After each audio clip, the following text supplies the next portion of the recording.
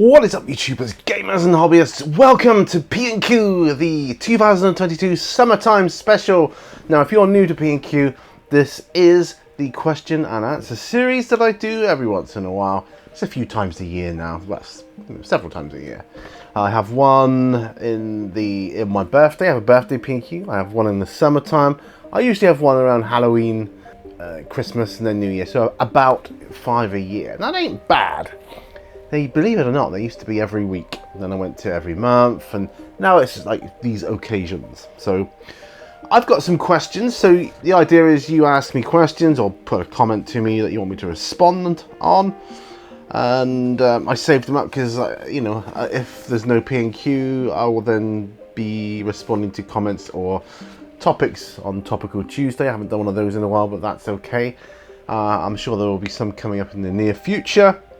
But this is P&Q, so I've got a load of questions. And most of them I think are from in person, because it's been a while. I've been gathering up the questions, but I do have some, from various. I've got one email. I've got a couple of comments from previous videos as well. So it's all good.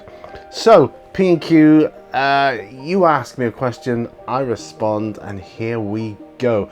Hopefully, I've managed to get somewhere from Seaton behind me, either my old house or a view of some description. I don't know, it's been a while since I've done green screen. Because the day after tomorrow, I actually go out to Seaton at the time of recording this. Bear that in mind. So I was toying with the idea of doing it there, but no, the time is not right yet. There will come a time when I live there when P&Qs will happen, and they will happen in a variety of locations. You can bet on that, and I'll be able to show you the true beauty of Seaton. Might even get to do one on a tram, who knows.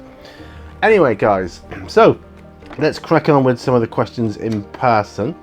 This one comes from a friend who came around. Now, some of these questions, a couple of them might be from the same person, because my friend's come down from Liverpool a couple of times, at least 2 or 3 times since the last P&Q. So, yeah, it's quite possibly quite a few of these came from him, but that's okay. So, yes, this one was him. I remember now.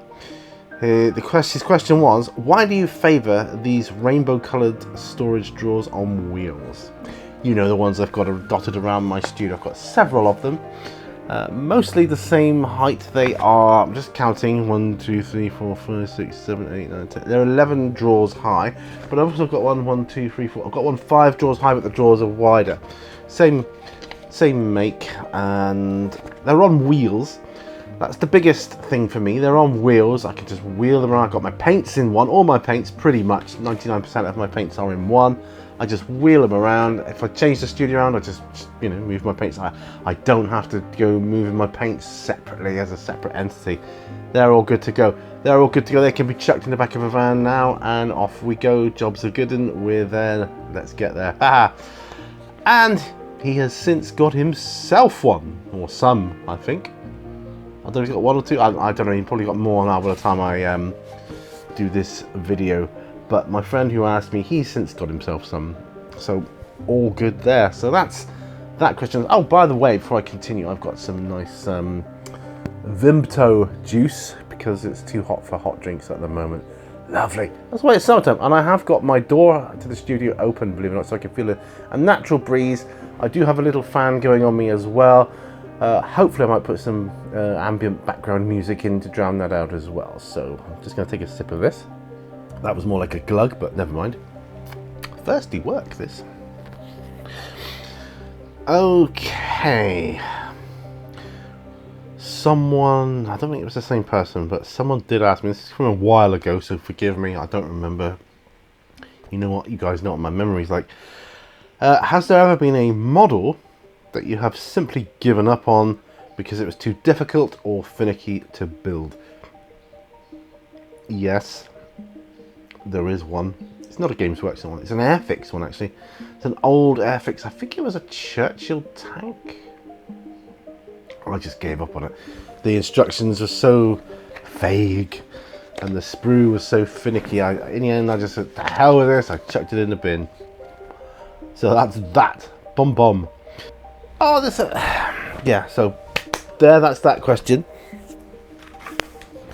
Now I have another question that was asked of me when I was out and about by someone that knows me. And they said, how are you feeling now that you have finished with the police? Wow, now that just shows how long ago the last P&Q, and I mean, my birthday, it seems like an eternity ago now. But I suppose in the grand scheme of things, it wasn't that long. But how am I feeling? I feel good. I feel like I'm healing mentally from that kind of trauma that I was going through. Yes, it was a trauma, and I'm not ashamed to admit that it was a very traumatic role that I had there. I felt it was traumatic, but I'm feeling good. It's still going to be a while before I get that out of my head completely. That some of the content I was dealing with there, but I'm definitely getting there. So thank you for that. But I'm doing really well. Thank you for asking. Okay, so this next one says, I don't have a YouTube channel myself, but I do watch videos on it.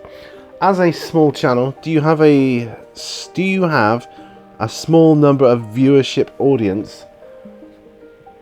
No, sorry, let me reword that. I get my teeth back in. As a small channel, you do have a small number of viewership audience. Yes, I do. But what is it about your particular channel that said audience likes, do you suppose? I think this is someone that was considering doing a YouTube channel of their own. Is it that person? I can't remember. I think it was. That was a while ago. That's actually a question from a way back. It was last year. I just never included it on anything. But I can answer it anyway. I think it was someone I was talking to in Tavistock. He ran one of the stalls in the Tavistock market. But right. So what do I suppose? So I have a small viewership at the moment. That's changing. But what is it about my particular channel that said audience likes, do you suppose? I suppose it's because when you do a YouTube channel, especially one like I've got, and this person, if it's the one I'm thinking of, and I'm pretty 100%, well, I'm 99% sure it's the person I'm thinking of. If that's the person, they're thinking of doing a YouTube channel, but not a model building or painting channel. It's something entirely different. Doesn't matter. But when you do a YouTube channel, you've kind of got to make a choice, haven't you? Whether to do like an eclectic mix of things in this hobby, which is what I do, what quite a few people do.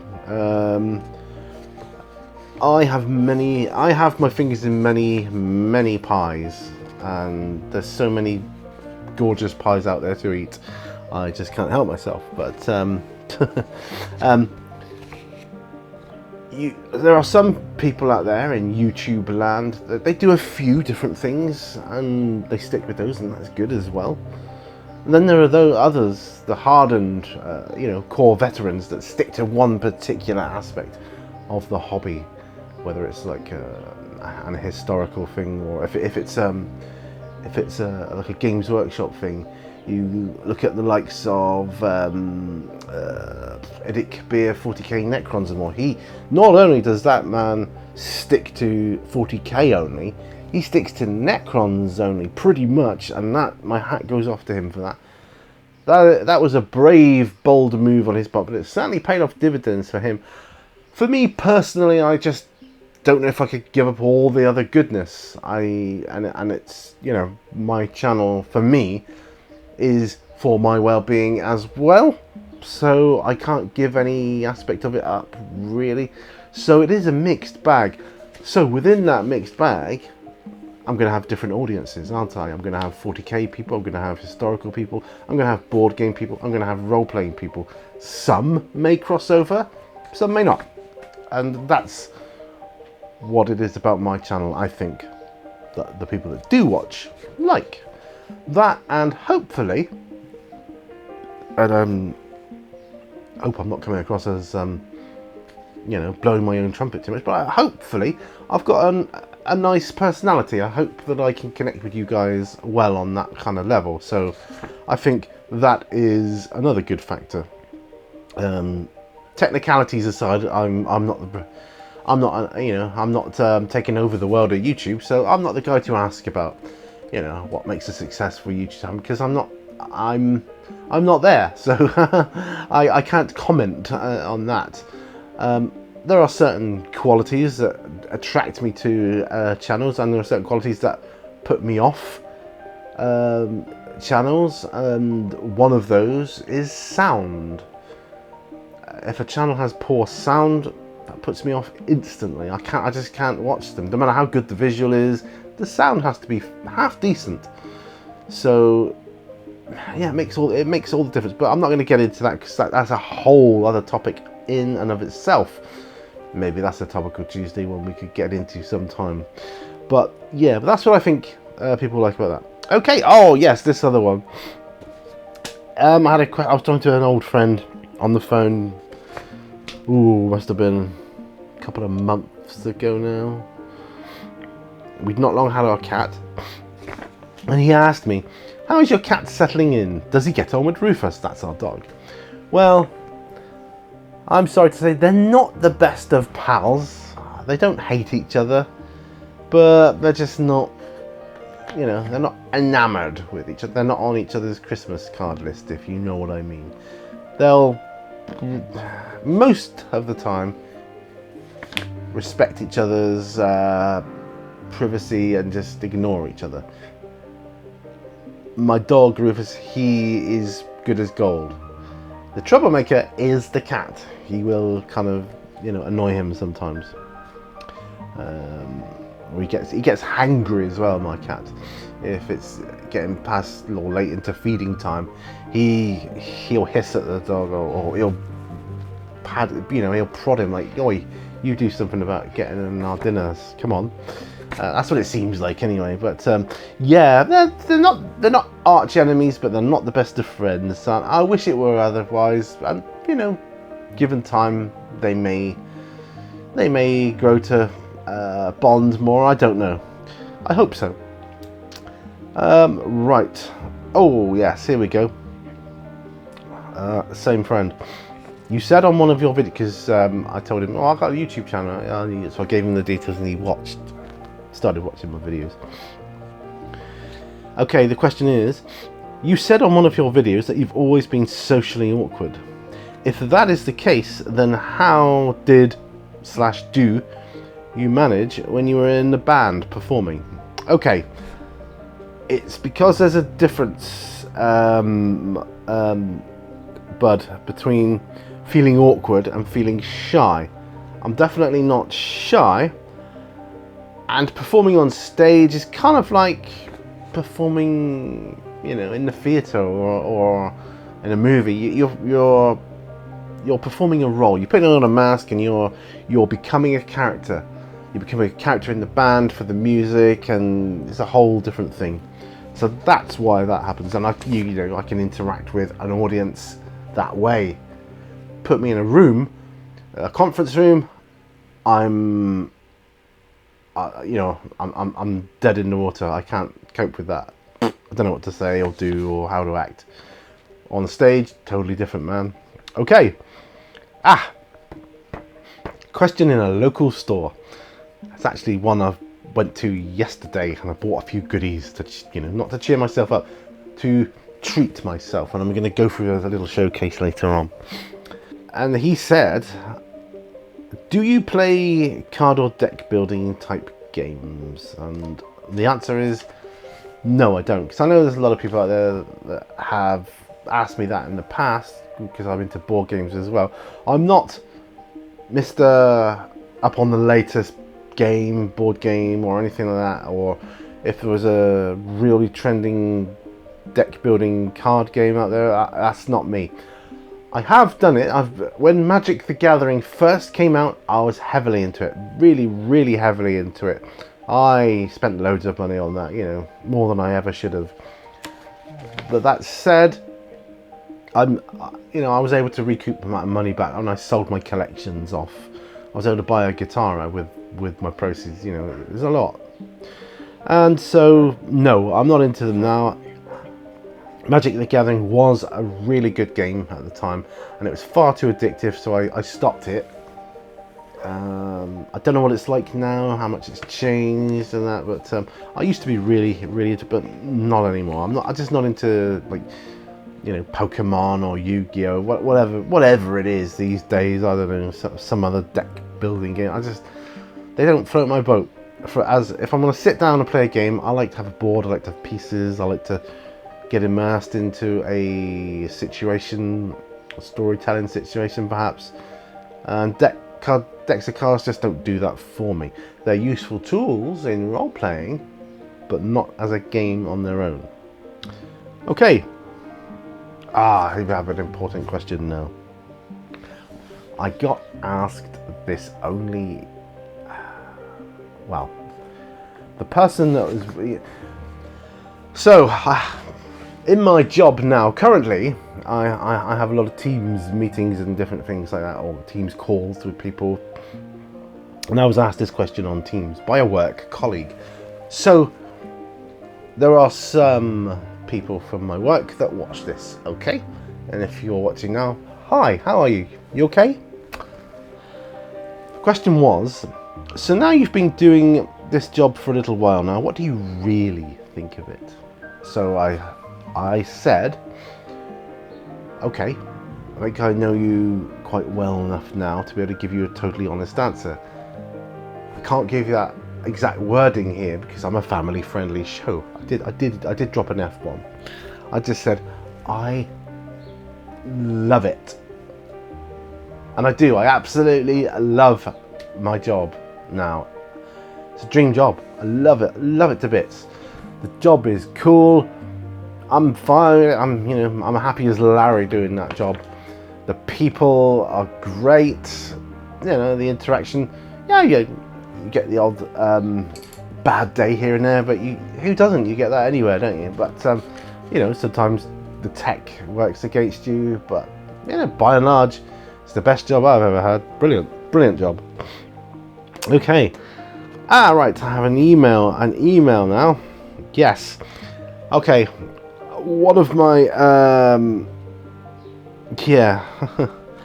one of my viewers emailed me and said, glad you've decided to go back to Bolt Action. What was the catalyst for this? I've had a few emails about this actually, and I say a few, I've had 3. And I want to say thank you to Ralph Astley as well. Ralph provided me with a link on for painting colours and that for my Bolt Action. That was really helpful. So thank you for that, Ralph. So what was the catalyst for getting back to Bolt Action? Links to my last question. It's my new job. I can now afford to get into Bolt Action as well as Warhammer. So I am. I did initially start off before. I went to a local gaming convention before. I thought I'll get into Bolt Action, so I bought a few things. And I quickly realised, oh, damn, I'm not going to be able to afford to get into it as much as I want to. One of them's got to go, 40k or Bolt Action. I didn't want to get rid of 40k, that was my lifeline. So Bolt Action had to go. But now I can afford it, so I'm getting into it. Enough said. Right, that's all those questions done. Now I've got a few questions from comments that were left on previous videos. Okay. The first one comes from Frost and Fist, because these are easier to keep a track of. Who I really should start writing down who sent me in the questions, not so I can read out a name, but so I can visualize who it was asking me. Right, Frost and Fist has kindly, Wolf Brother Mythos from Frost and Fist has kindly given me a few questions here, which am I going to answer. Okay, it says, great video, my brother. I wish you good luck and success in your new job. That appears to be manifesting, my friend, and thank you for the good wishes. It says, love your upcoming hobby plans. So far, there's no word on a Primaris Lysander, much to Freak's dismay. So, yeah, I thought I'd put in these comments here because we were having a bit of a discourse about, you know, a Primaris, a Lysander, and I'd really like to get my hands on one of those. I suppose in the fullness of time, when things settle down, I've got more time on my hands to do these things, I could probably scratch build one or custom build one. Yeah, I think so. He says, for P&Q, I greatly admire how you set yourself a goal of transitioning to office roles and took the time to put yourself through classes and training to achieve such a goal. Yes, the whole process was a dream come true. It really was. It was like the universe was giving me this chance, saying, look, we'll give you this chance. Look, I'll give you this chance. Don't screw it up. And I thought, I'm not going to...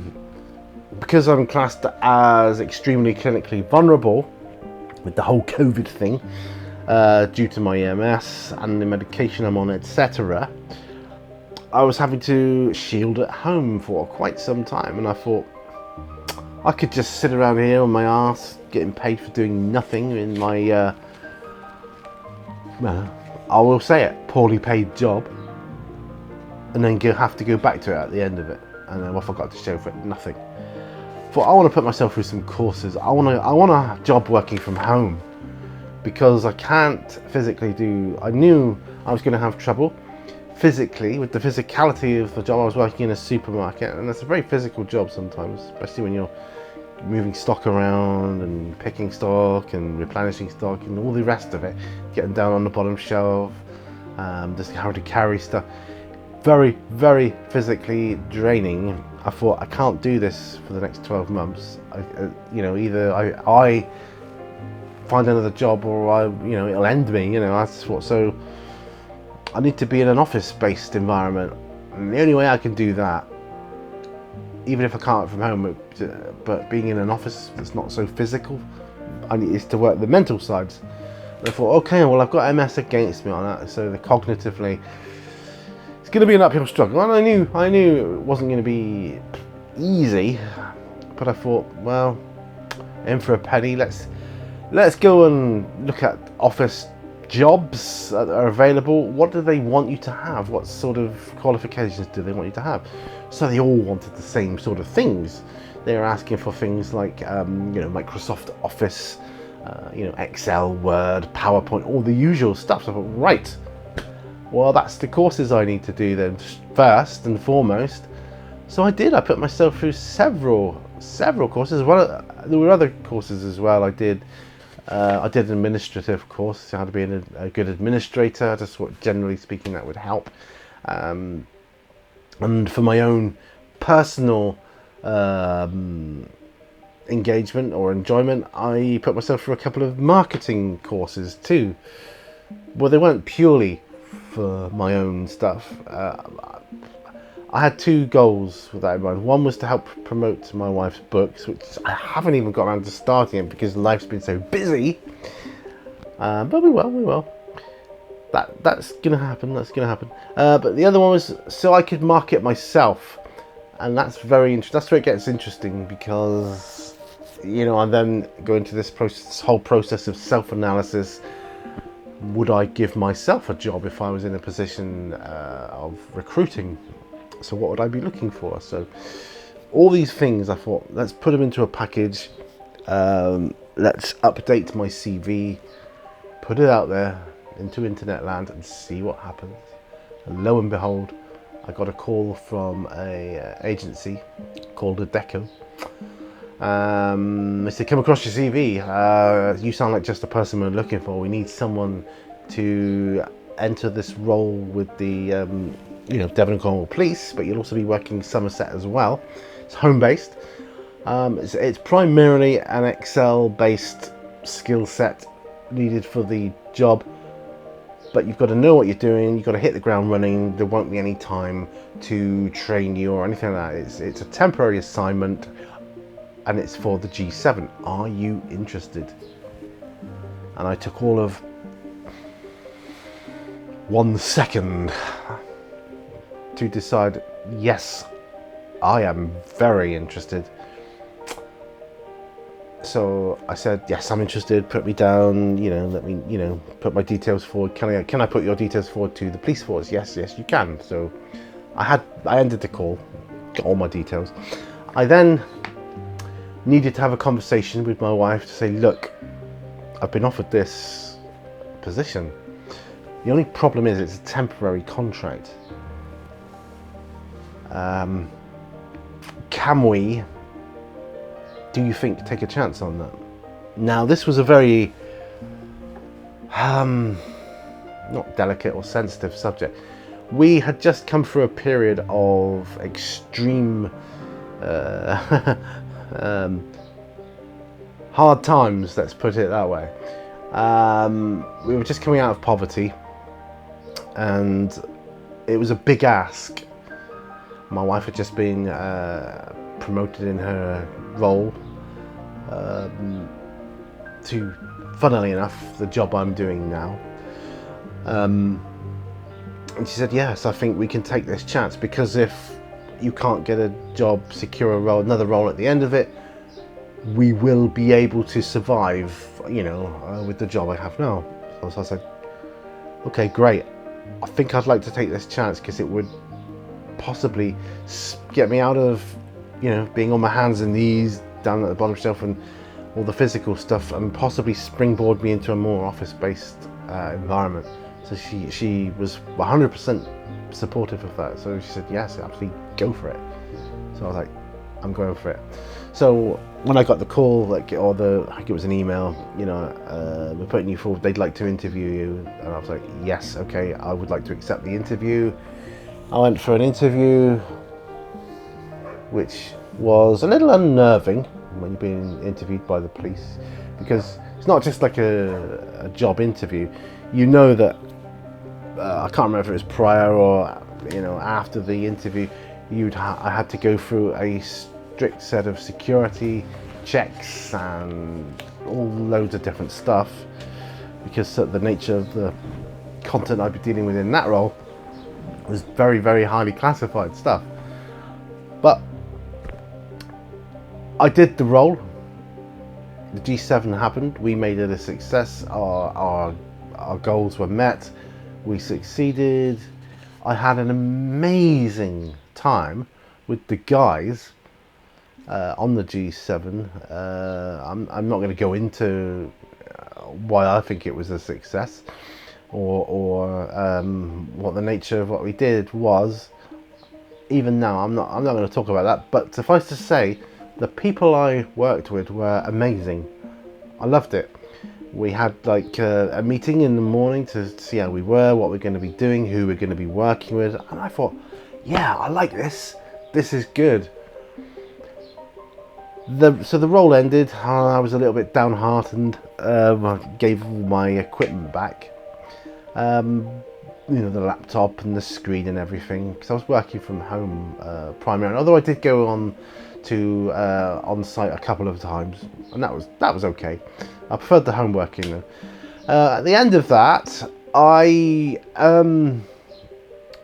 deck of the agency that I was with secured me another role within the police force. Well, they found one I could apply for. I said, yes, please, I'd like to apply for this, which was my last job. And thanks to good references from the people I'd worked with on the G7, I managed to secure that role.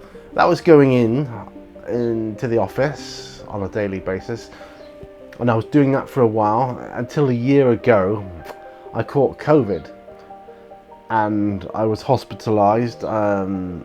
I nearly died. It is what it is, I did. But I came back, but I wasn't able to come back into the office.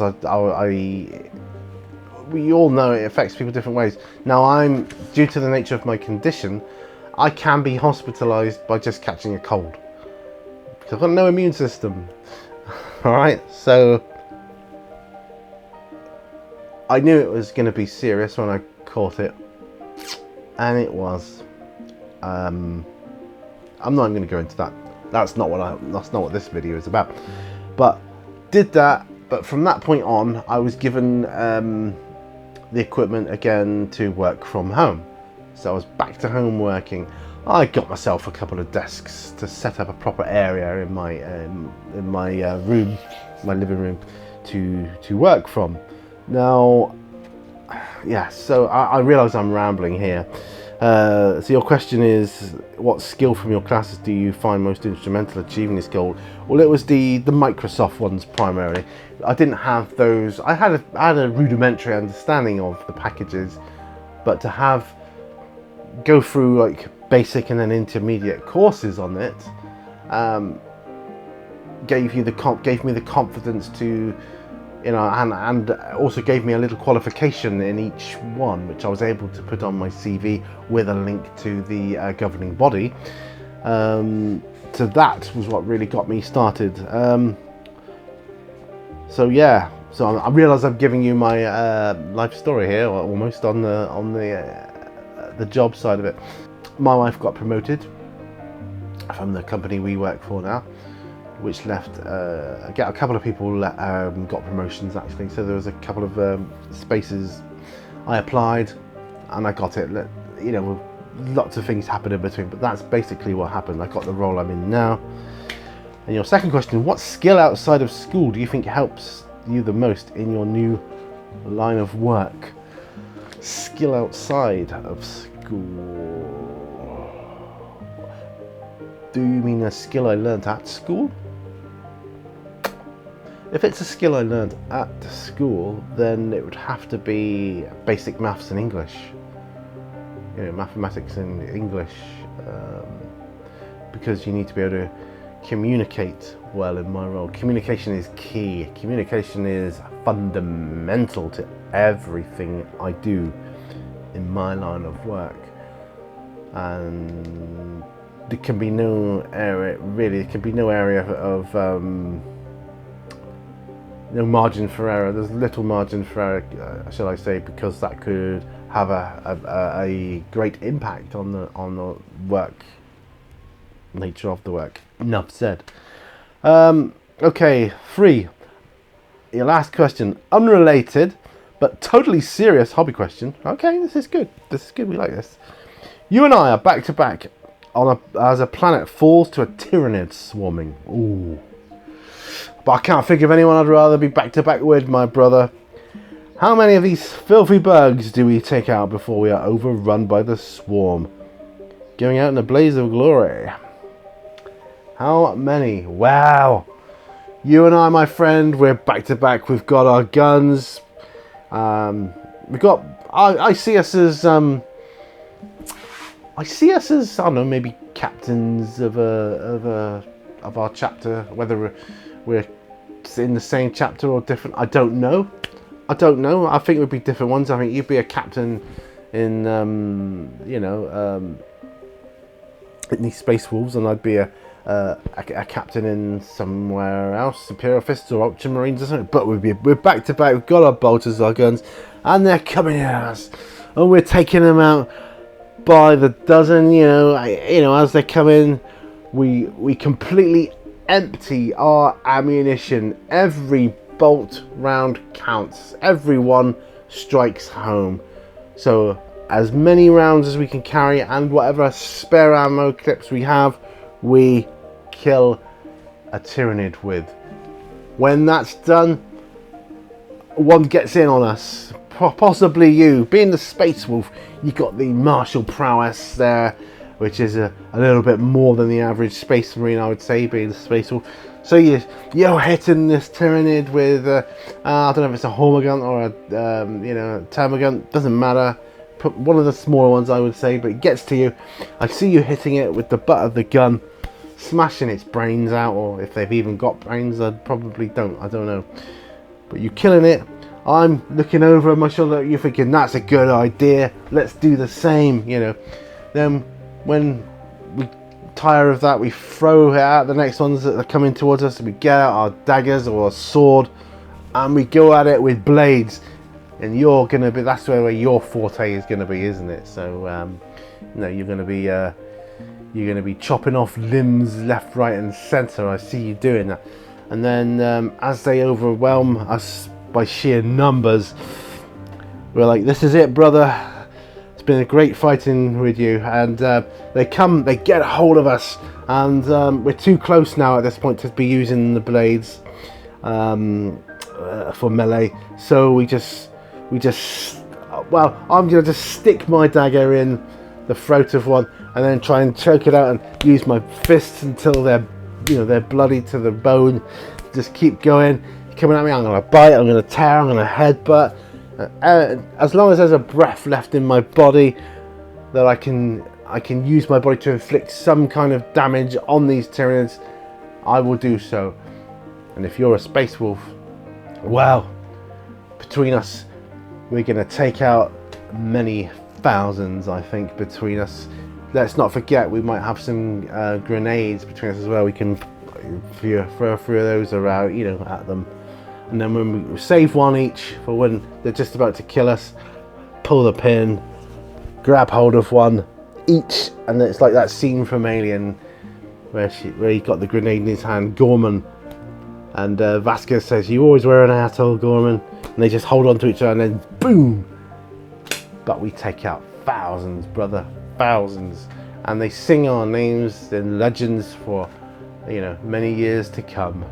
That's how it happens. That's how it goes down. That's how I see it anyway. How do you see it?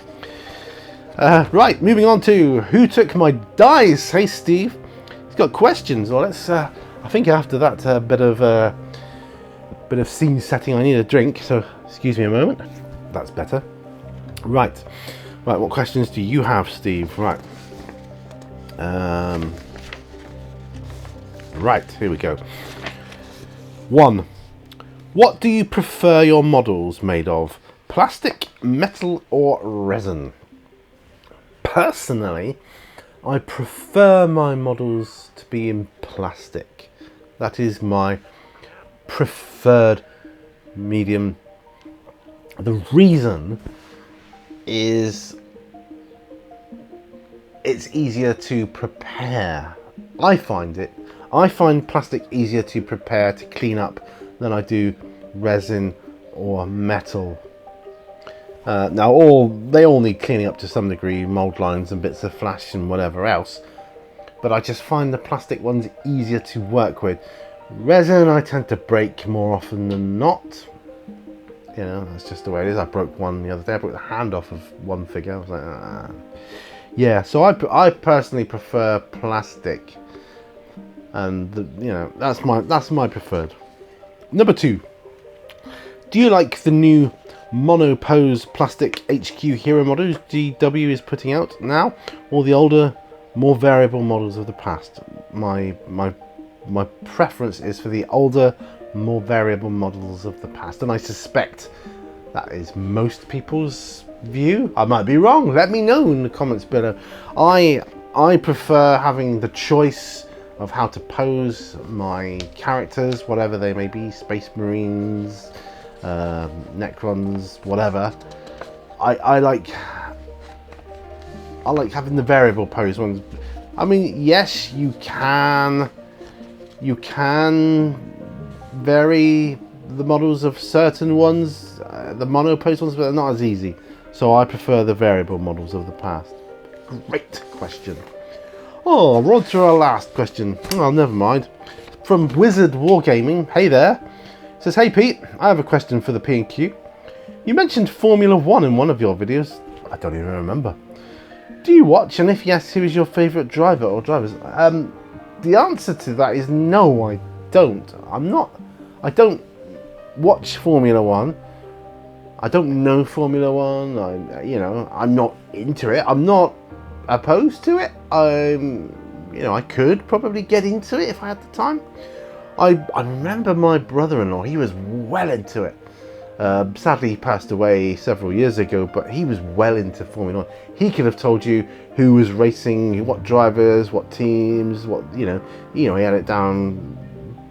He knew it like the back of his hand. The stats, for all the different drivers, the cars, the sponsors of the teams. He knew it all. Always impressed me. Whenever you went in his house, you'd have Formula 1 on somewhere. He'd be like, he'd be on the TV, like, and you have a conversation. He'd be watching, you know, the Formula One. He'd be watching it all on his time off, like, you know. So he was heavily into it. No, sadly I don't watch it. Sadly, because the sad part is I can't give you a response as to what drivers are my favourites. I don't know. I don't know anything about it. Sorry, but yeah, I could be if I had the time. You know, who knows? One day. Anyway, well, that's it. I'm going to go away and think about Seaton and living in a new life, new place. Thank you for those questions. Some great questions there, some cracking questions. Really thought-provoking. I loved it. Let's get some more for the next one. So the next one will be Halloween. The Halloween P&Q. So it won't be as warm then, sadly. It'll probably be cold and dark and whatever else, but yeah. But this is summertime. We got the sun blasting its heat down on us. Lovely. I got the door open, got the sun coming in through the window. It's glorious. Thank you for your questions. Thank you so much. Thank you so much for watching. Don't forget to hit that like button. That helps me out hugely. Just hit that like button. Helps gets the video more attention, and share it. It'd be awesome. Please. Anyway, thanks for watching. Remember, all brushes lead to war, and I will see you guys on another video. Bye for now. Bye bye.